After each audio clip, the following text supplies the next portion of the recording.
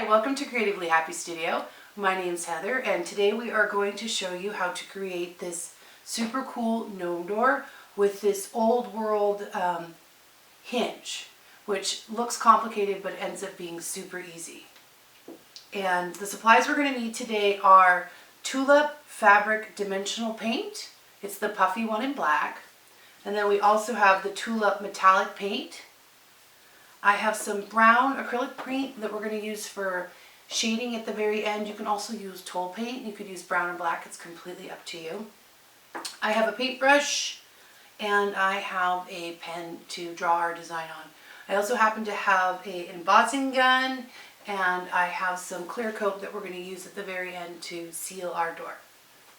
Now today we're going to end up using a piece of found driftwood. We were down at the river and we found this really cool piece of wood and we've cut it up into a bunch of different pieces, and the only treatment we've done to it is to brush it off so it's not dirty. I was inspired because my mom's in love with Pinterest and she found these really cool gnome doors and we were trying to figure out how they got the neat hinges, and I thought, well, maybe they use fabric puffy paint. So that's what we tried and we ended up being super easy, you guys. So what we're going to do is we're going to take our piece of wood after we've brushed it off and cleaned it. You can use any wood you want. You could end up using a piece of pine wood or you can use a small craft wood. It's completely up to you, but I think that this already weathered wood looks the best. And as far as designs go, you know, if you went on Google and you searched for old world hinges is what I ended up looking for, you get some really cool inspiration ideas. But I found the simplest design to be is to just come around the corner and you're just going to draw a couple of lines and then you're going to bring them to a point. Now we're going to end up painting over these, so these are just sort of our rough drafts of what we're doing. So they don't have to be perfect, which is nice.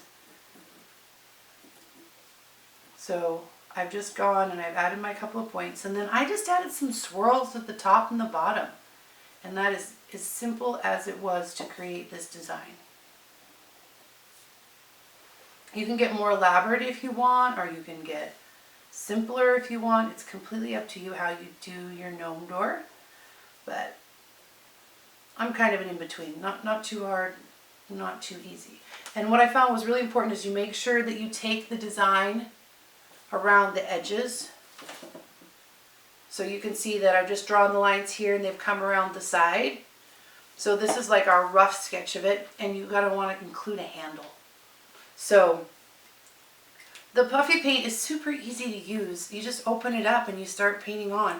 You just want to make sure you cover all the area that you're doing, and it comes out really easy. If you just squeeze gently and get a nice flow going, it looks really good. Just going to fill it in here, and then, you know, it does a pretty thin line for you, so it's not too complicated to use. We're just going to draw our swirls. Now this paint does end up having to set for 4 hours so that you can then end up activating the puffy, I guess. So here's what it looks like after you've painted on with the puffy paint. Now yesterday we went ahead and we did a design so that we could show you guys what it looks like. So this one's dried overnight, and the difference with this one is I did take my metallic tulip, and while I was doing it the first time, I added a couple of dots that look like bolts, I thought, and then an elaborate handle. Now on this it says you should take an iron because normally it goes on a shirt to activate the puffiness, but that wouldn't work on a piece of wood, we didn't think. So we ended up using our embossing gun. So, you know, you just want to make sure that you're in a safe area. You don't want to have something behind this that can't withstand the heat. And I ended up just holding it up and heating it. So let's see. So this one sat overnight. It does say it only takes 4 hours, but hopefully this will do the trick. Okay, so we're going to take our embossing gun and we're just going to heat up the paint and see if it proves for us. You know, and it's just, you don't want to get too close or too far away. And you're just going to slowly warm it up until it activates. Here we go. It's kind of puffing up. It's taking away the shine. So now it's starting to look like hammered metal. You guys can see the difference between the two. And if you watch, this is only taking a few seconds. And then it's going to end up making it look Like we had custom hinges made for our doors. See? Didn't that turn out great? I love the effect of it.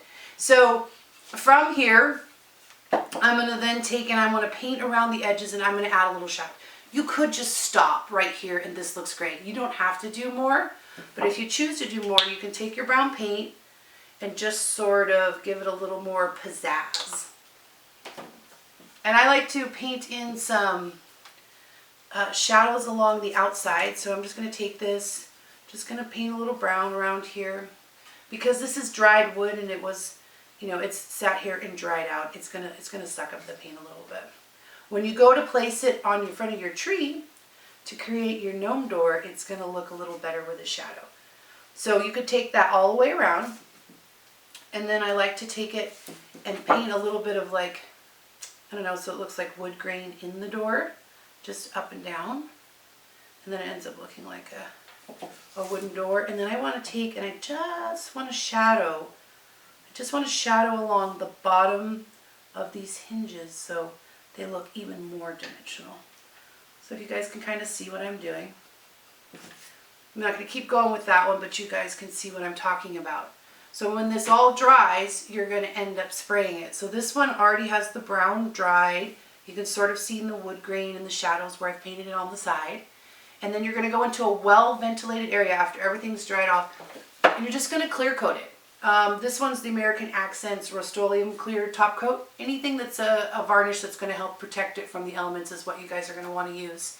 And then anybody can create these. I think it would be a lot of fun if you and your kids took this and created it. The cost of the materials isn't too bad. I believe that the Tulip Puffy Paint's about $3. We just picked it up at Joann's. We had the pens around.